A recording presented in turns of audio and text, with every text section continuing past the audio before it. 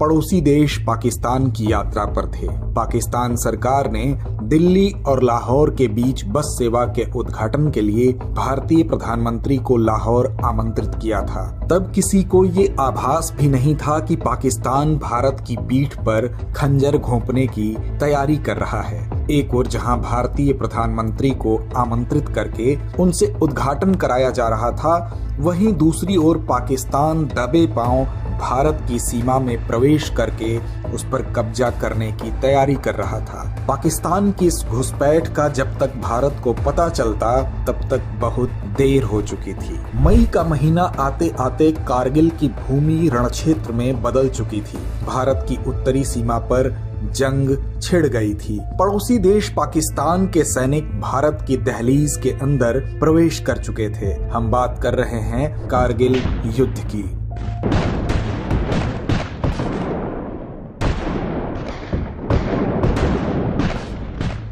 इस युद्ध की शुरुआत तब हुई जब पाकिस्तानी सैनिक युद्ध के लिए लाइन ऑफ कंट्रोल यानी LOC क्रॉस करके भारतीय सीमा के अंदर घुस चुके थे। चूंकि पाकिस्तान इस युद्ध की तैयारी लंबे समय से कर रहा था, इसलिए इस युद्ध की शुरुआती अवस्था में वह भारत के मुकाबले अधिक मजबूत स्थिति में था। जब तक भारत कोई जवाबी कार्रवाई करता, तब तक पाकिस्तान के सैनिकों और आतंकवादियों ने भारतीय क्षेत्र में घुसपैठ कर कई महत्वपूर्ण चोटियों पर कब्जा कर लिया था। उस समय दुश्मन को देश से बाहर निकालने और देश की सीमा को सुरक्षित करने के लिए चलाया गया ऑपरेशन विजय।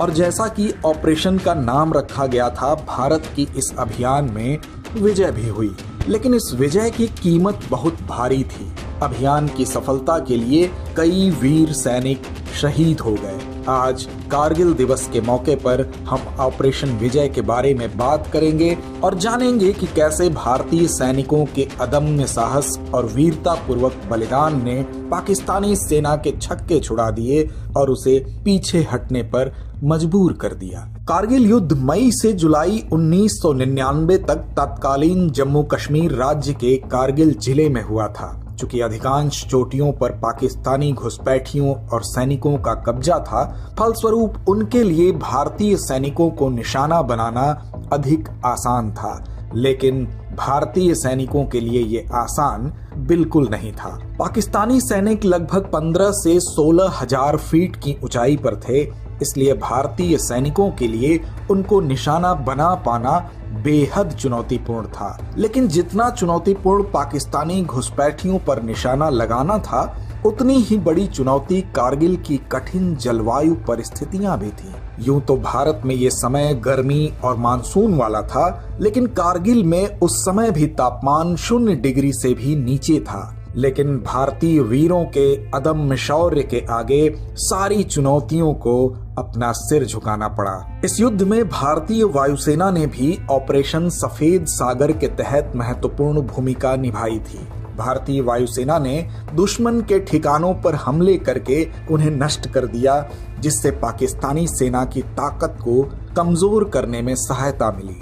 भारतीय सेना ने जीत की शुरुआत की टाइगर हिल्स पर अधिकार के साथ और धीरे धीरे दुश्मन द्वारा कब्जा किए गए सभी क्षेत्रों पर भारतीय जवानों ने पुनः अधिकार कर लिया। ऑपरेशन विजय के दौरान कैप्टन विक्रम बत्रा को .5140 और 17,000 फीट की ऊंचाई पर स्थित .4875 पर अधिकार करने का मिशन दिया गया। विक्रम बत्रा ने अपने दोनों लक्ष्य प्राप्त कर लिए, लेकिन .4875 पर अधिकार करते समय विक्रम बत्रा शहीद हो गए। .4875 को कैप्टन के सम्मान में विक्रम बत्रा टॉप नाम दिया गया। कैप्टन विक्रम बत्रा के अलावा अन्य जवानों ने भी इस युद्ध में अदम्य साहस का प्रदर्शन किया।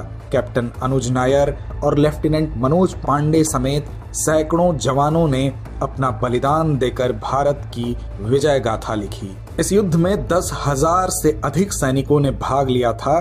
26 जुलाई 1999 तक भारत को इस युद्ध में सफलता मिल चुकी थी और घुसपैठियों द्वारा कब्जा किए गए सभी क्षेत्रों पर एक बार फिर से तिरंगा लहराने लगा था। लेकिन युद्ध के समाप्त होते होते 527 जवान वीर गति को प्राप्त हो चुके थे।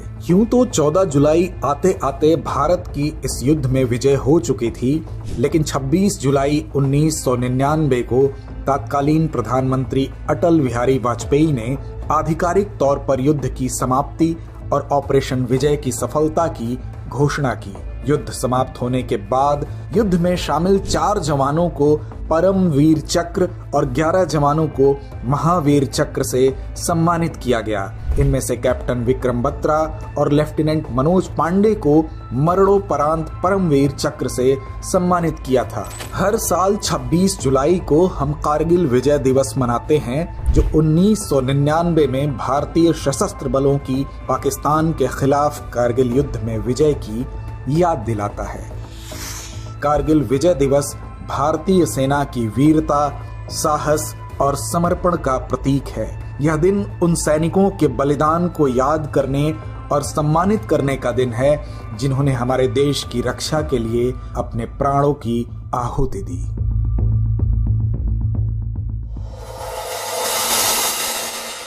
डियर व्यूअर्स, अपने एग्जाम की तैयारी को और बेहतर करने के लिए हमारे चैनल को लाइक, शेयर और सब्सक्राइब करना न भूलें।